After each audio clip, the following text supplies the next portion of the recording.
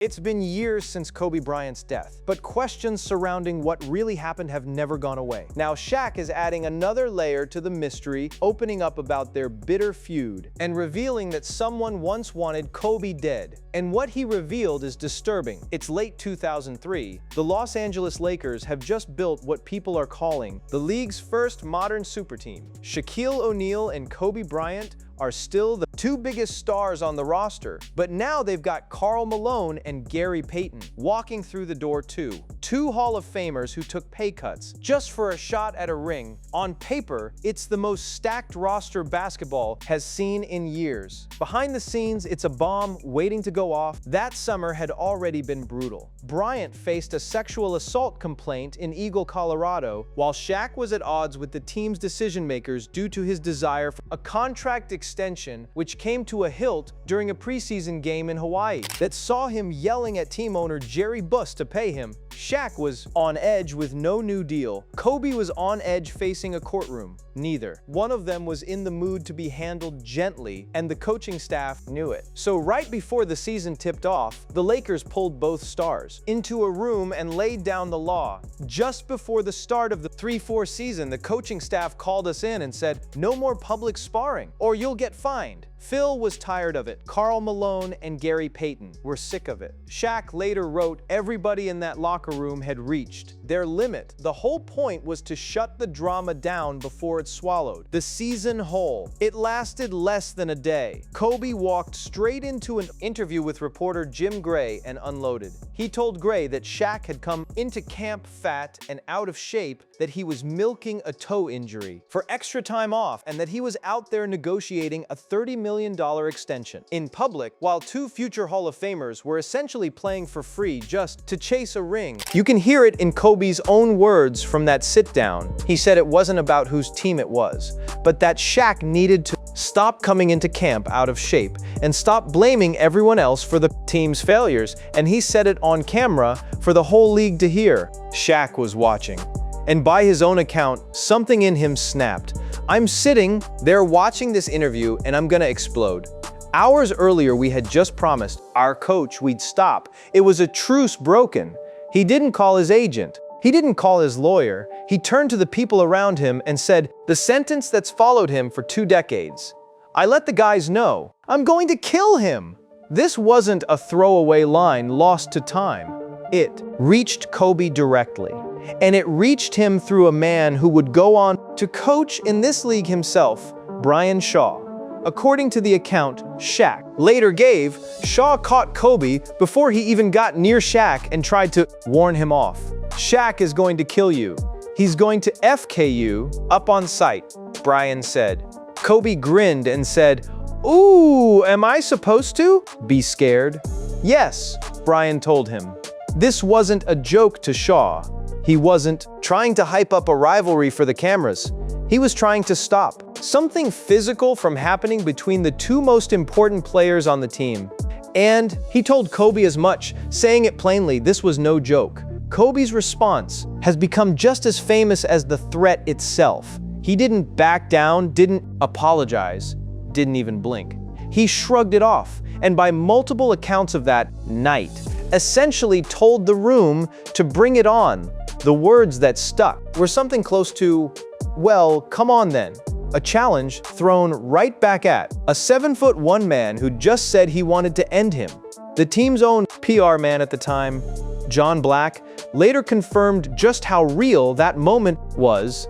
Looking back at the whole 8 years these two spent as teammates, Black said that mostly it was just two men who didn't like each other but kept it from spilling onto the court. But this was different. He pointed to this exact night as the one time it nearly became physical and said flatly that Shaq threatened to murder Kobe that day. Not argued with, not clashed with, threatened to murder. That's the word Black chose, and it's the word that's been quoted in nearly every retelling since. What makes this stand out from every other spat in Shaq and Kobe's 8 years together is how physical it got. They would say something about the other on or off the record, but it didn't become confrontational more than 2 or 3 times over the 8 years when Kobe gave the statement to Jim Gray where he went off calling Shaq fat and lazy. That was one of the times. there was one really bad one. Early on, Bryant Shaw had to pull them apart. A grown man, a teammate, physically getting between two superstars because one of them meant it. And here's the detail that makes this land different than your average locker room blow-up. This wasn't a rumor that leaked out through anonymous sources or tabloid gossip. Shaq wrote it into his own memoir, with his own name attached. He didn't soften it. He didn't call it tension or friction. He used the word kill in his own voice, describing his own intent. In a book he put his name on. That's the reveal driving this entire story, not a leak, not a whisper, but Shaq himself on the record confirming that at one specific moment in 2003, he wanted Kobe Bryant gone. So the question isn't really whether this happened. Shaq has confirmed it himself more than once, across more than a decade of interviews and books. The real question is what got them there. What turned two championship partners who'd won 3 straight titles together into two men who needed a teammate standing between them so nobody got hurt? And that story goes back further than that locker room. Further than that Jim Gray interview, it goes back to the very first season these two ever shared a court. To understand how it got to a death threat, you have to go back to where the cracks actually started, and they started almost immediately since the moment Kobe Bryant and Shaquille O'Neal first stepped together on the hardwood. It was clear this partnership would define an era. And truth be told, for nearly a decade, it did exactly that. Shaq, at the peak of his powers and probably the most dominant player the league had ever seen, terrorized opposing defenses, while the young, wide-eyed Kobe learned the ropes and carved his own path in the league. But even in those early years when the results on the court were undeniable, the resentment was already building underneath. According to the timeline of their years together, tension started as early as 1998, when Shaq reportedly grew jealous over how well Kobe's jersey was selling and accused the younger guard of playing selfish basketball on the floor. That's not a small thing in a locker room. That's the league's most dominant big man looking at a 20-year-old and feeling like he was being outshined off the court, even while carrying the team on it. By the turn of the millennium, it had become an open pattern. During All-Star Game introductions, Shaq took shots at Kobe's handle, mocking his tendency to turn the ball over, and brushed it off publicly as an inside joke between the two of them. The Lakers still won that first championship of the three-peat run, so the cracks got papered over by banners and confetti. But then in the 2001 season, it stopped being how the offense ran, and head coach Phil Jackson got so fed up with both of them that he publicly called them both juvenile. That's the coach of a championship team on record comparing his two superstars to children. What kept saving them over and over was the fact that none of it mattered once the ball went up. Shaq himself has talked about this in the years since, insisting the whole thing looked worse from the outside than it ever felt on the inside. He's described it as brothers fighting, the kind of thing where you go at each other hard over something big or something small. And then when the noise dies down, the love is still there underneath it. It ain't a feud, explained O'Neal. It just looked like a feud because I'm going to keep it real. When I'm getting double-teamed, he's the first dude I'm looking for. When he gets double-teamed, I'm the first dude he's looking for. That's the part that made this pairing so hard for outsiders to read. On the floor, when the other team tried to exploit the tension, Shaq and Kobe closed ranks instantly. During the playoffs, when all their enemies were wishing for their downfall, Shaq and Kobe had each other's backs. 3 championships in a row doesn't happen by accident, and it doesn't happen if two guys genuinely can't stand to be on the floor together. Whatever was building underneath, it never once cost them a title. But egos, this big don't stay quiet forever. And the underlying issues never actually got fixed. They just got outrun by winning. Kobe's frustration wasn't really about jersey sales or all-star jokes. It ran deeper than that. He thought Shaq didn't take the job seriously enough between championships, that he'd show up out of shape, coast through the regular season, and expect everyone else to carry the physical burden he wasn't willing to carry himself. Phil Jackson himself had described Shaq's tendency to play what he called a clown role on the team, which is a nice way of saying Kobe didn't think his co-star was locked in the way a champion needed to be. And then there was the age difference, which mattered more than people give it credit for. Shaq came into that locker room as an established, dominant force who'd already proven himself the most physically unstoppable player in the league. Kobe came in as a teenager who had to prove himself every single day against grown men, including his own franchise center. That dynamic, the established king and the hungry heir apparent, is combustible in almost every sport, in almost every era. Add 3 championship rings and 2 of the biggest egos professional basketball has ever produced, and you don't need much of a spark to set it off. By the time the 2003 offseason rolled around, all of that history was still sitting there, unresolved, right underneath the surface. Kobe was heading into a courtroom. Shaq was heading into a contract fight.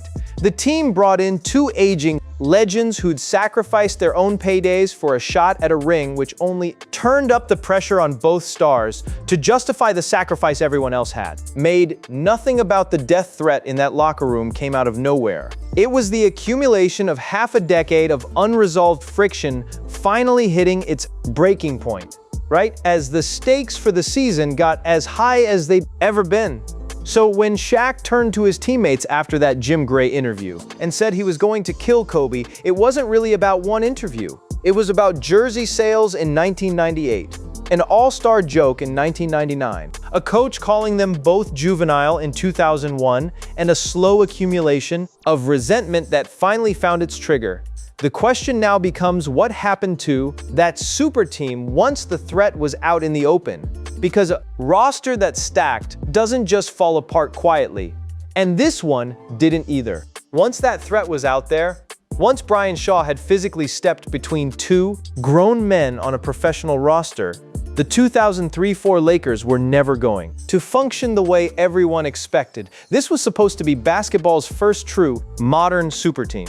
Instead, it became a case study in how fast talent alone can fall apart from the inside. Karl Malone and Gary Payton hadn't come to Los Angeles for the money. They'd taken pay cuts specifically because the Purple and Gold signed Gary Payton and Karl Malone, as well as another experienced veteran with championship experience, Horace Grant, all chasing one thing: a championship neither of them had ever won. These were proud, accomplished veterans near the ends of their careers, and they had given up money for a shot at history. What they got instead was a front-row seat to 2 superstars nearly coming to blows. Kobe didn't hold back when he pointed that out either. In that same fired-up stretch, he made it personal, saying real leaders don't beg for extensions in the media. When 2 future Hall of Famers are playing there basically for free, and that a leader doesn't demand the ball when he's got 3 other guys on the floor who've gone to war with him, that's a shot aimed directly at Shaq's contract push delivered publicly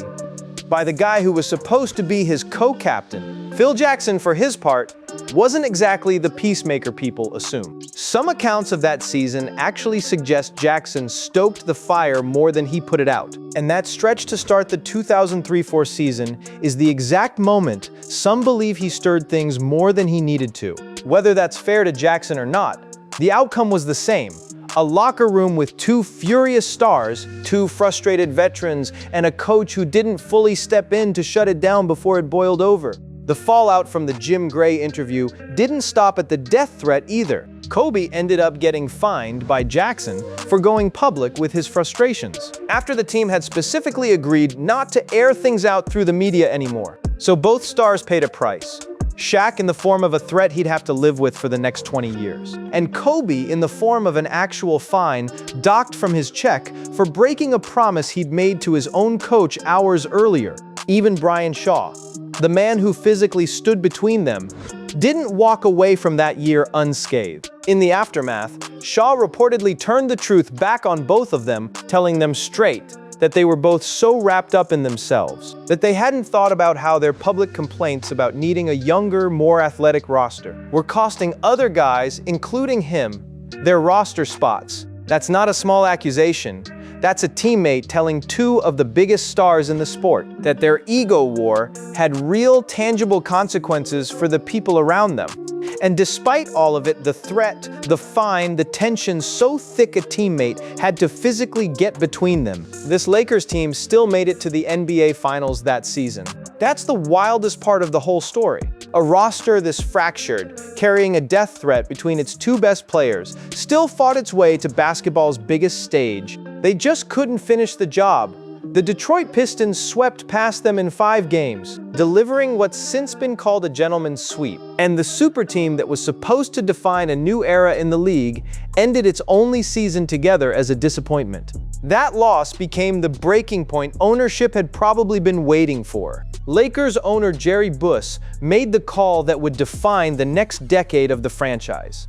He chose Kobe over Shaq. Shaq got traded to the Miami Heat, and the front office handed the keys of the franchise to the 25-year-old who just told the world his center needed to grow up. Malone retired after that season, his last shot at a ring gone. Peyton moved on too. The whole roster that had been built to be unbeatable dissolved within months of a death threat nobody outside that locker room had heard about yet. What's remarkable, looking back, is how right both sides turned out to be about themselves. Shaq went to Miami and won another championship almost immediately, proving he still had it even as the Lakers were ready to move past him. Kobe took over as the unquestioned face of the Lakers and went on to win 2 more championships of his own over the following years, cementing exactly the kind of leadership role he'd been fighting Shaq for the entire time. Neither one needed the other to succeed, but neither one ever got back what the two of them had built together in those first 3 championship runs. Either. For years after the trade, there was no real reconciliation. 2 of the greatest players the league has ever produced went their separate ways, carrying a threat between them that neither one talked about publicly in any real depth. It would take over a decade and one very public, very raw conversation before either of them said much of anything honest about what had actually happened in that locker room. And when that conversation finally happened, it revealed something nobody expected from either of them. It's easy to assume a threat that serious just gets buried and forgotten with time. That's not what happened here. Years after the trade, years after both men had won championships apart from each other, Shaq and Kobe actually sat down together and talked through it, on camera, face to face, for the first time addressing what had really gone on between them. Their last meaningful exchange came during an interview in December 2018. The iconic duo sat down for a rare face-to-face interview to reflect on their complicated relationship. It was the first time they'd publicly addressed the tension that defined much of their time together on the Lakers. This wasn't a quick soundbite for a press tour. This was 2 men who'd spent a decade being asked about each other separately, finally sitting in the same room and answering it together. That's where the death threat came back up, but this time from both sides, in real time, with both of them owning their part in it.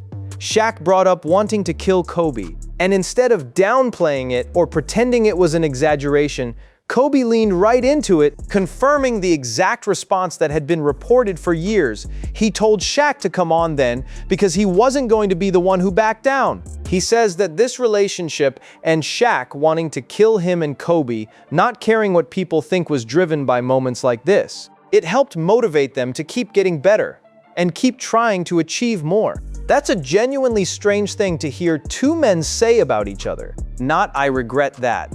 Not "that was out of line."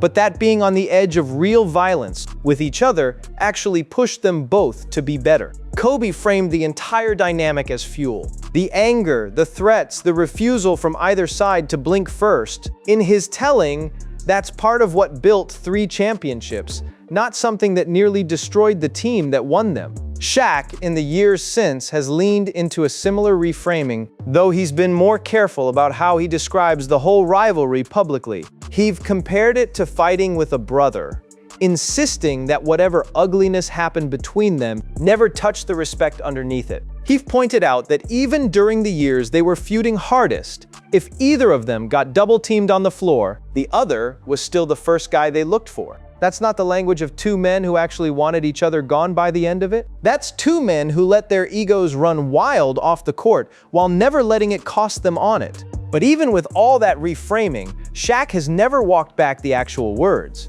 He's never said the death threat didn't happen, or that Black misremembered it, or that his own book got it wrong. He's confirmed it, repeated it, and let it stand as part of the record of who they were to each other in 2003. That's what makes this different from typical old rivalry storytelling, where everything gets softened with age. Shaq let the ugliest version of the story stay ugly, even while insisting the bigger picture was love. What's clear from that 2018 sit-down is that both men needed it. Whatever was still unresolved from Colorado. From the Jim Gray interview, from the locker room, Bryant Shaw had to physically break up. It finally got said out loud, together on the record, instead of through separate interviews and separate books years apart. For a rivalry that had played out almost entirely through the media for a decade, actually sitting across from each other and laughing about wanting to kill each other was as close to closure as either of them seemed to need. Neither of them could have known it at the time, but that conversation would end up being one of the last real exchanges they'd ever have. Life pulled them in different directions the way it does with old teammates. Different schedules, different families, different demands on their time. Shaq has since admitted that despite how much that 2018 conversation meant, the two of them didn't really talk much after it. Just the occasional check-in, mostly about basketball, nothing especially deep. Neither one of them treated it like it needed to be deep. They had all the time in the world to get back to it. That assumption turned out to be the most painful part of this entire story. On January 26, 2020, Kobe Bryant died in a helicopter crash in Calabasas, California, along with his 13-year-old daughter Gianna and 7 other people. Shaq found out the same way most of the world did, through a phone that wouldn't stop buzzing, and a news alert he initially refused to believe. What followed was one of the rawest public moments of Shaq's life. Sitting for a tribute on live television, he broke down in a way people had genuinely never seen from him before. He talked about their names always being tied together for what they built, and how people constantly asked about the two of them as if their bond could be summed up in a single word. He compared it to his relationship with Charles Barkley, two strong-minded people who'd fight, who'd say things to each other, but who'd never actually lose the respect underneath it. Not when it mattered, not when it counted. And then the weight of it caught up with him on camera. He talked about how much time gets taken for granted when you assume there's more of it coming. How there'd be no more joking around at Kobe's Hall of Fame ceremony, no more of those quiet exchanges that don't mean much in the moment, but end up mattering more than almost anything once they're gone. That grief hasn't faded with time. Years later, Shaq has continued to describe how much the finality of it all still sits with him. The fact that whatever was left unsaid between them is now permanently unsaid with no way to go back and fix it. I don't want to see anybody go out like that and never to be able to talk to him again, O'Neal said. The thing that hurt me was all the stuff that I wanted to say. I hadn't said it.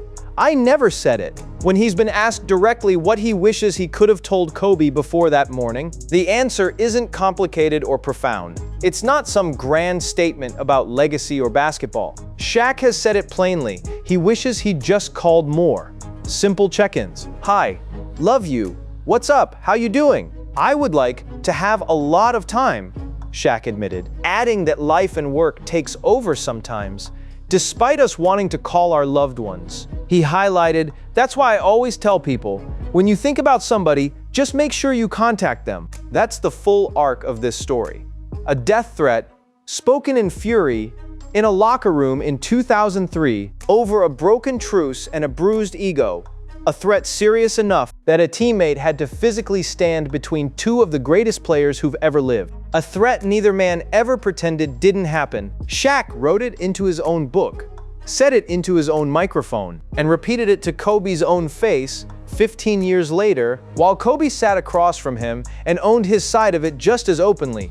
And then, without either of them planning for it, that threat became the closest thing to a final word between them. Not because either one meant harm by the end. The years since have made clear neither of them carried real malice past that season, but because life ran out before the two of them got around to saying the things that actually mattered. Shaq had wanted Kobe gone for one furious moment in 2003. 17 years later, Kobe was gone for real, and Shaq was left standing in front of cameras, trying to explain a grief too big for the sentence he'd once thrown around so easily. The Lakers retired Shaq's jersey years back, with Kobe himself present to honor it. The two of them standing together one more time in the building where all of it started. The jealousy over jersey sales, the all-star jabs, the death threat, the 3 championships, all of it folded into one relationship that never had a clean, simple ending. That's the part nobody saw coming when this rivalry first started tearing at the seams back in 2003.